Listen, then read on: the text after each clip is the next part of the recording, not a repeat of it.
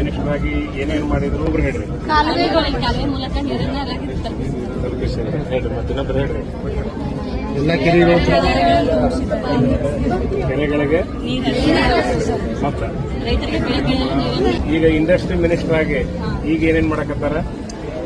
ಹೊಸ ಹೊಸ ಉದ್ಯಮಗಳನ್ನ ತಂದು ಏನೇನ್ ಮಾಡಕತ್ತಾರ?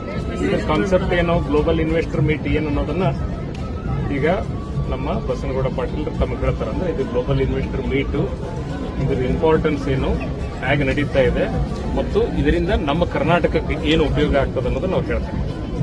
ಪ್ರತಿಯೊಂದು 2 ಇಲ್ಲ 3 ವರ್ಷಕ್ಕೊಮ್ಮೆ ಕರ್ನಾಟಕದಾಗ ಮಾಡ್ತಾರೆ. ಅದೇ ರೀತಿ ಬೇರೆ ಬೇರೆ ರಾಜ್ಯದಾಗೂ ಮಾಡ್ತಾರೆ. ಇದು ಮಾಡಿದಾಗೇನು ಇಡೀ ವಿಶ್ವದಿಂದ ಬೇರೆ ಬೇರೆ ಕಂಪ್ನಿಗಳು ಇಲ್ಲಿ ಬಂದು ಕರ್ನಾಟಕದಾಗ ಇನ್ವೆಸ್ಟ್ ಮಾಡಿ ತಮ್ಮ ಫ್ಯಾಕ್ಟ್ರಿ, ತಮ್ಮ ಆಫೀಸು ನಿರ್ಮಾಣ ಮಾಡ್ತಾರೆ. ಹಂಗೆ ಈ ಸರ್ತಿ ಏನೈತಿ ಗ್ಲೋಬಲ್ ಇನ್ವೆಸ್ಟರ್ ಮೀಟ್, ಇದು historic global investor meet. 10 lakh ಕೋಟಿ ಇನ್ವೆಸ್ಟ್ ಮಾಡಾಕ್ತಾರೆ ಕಂಪ್ನಿಗಳು.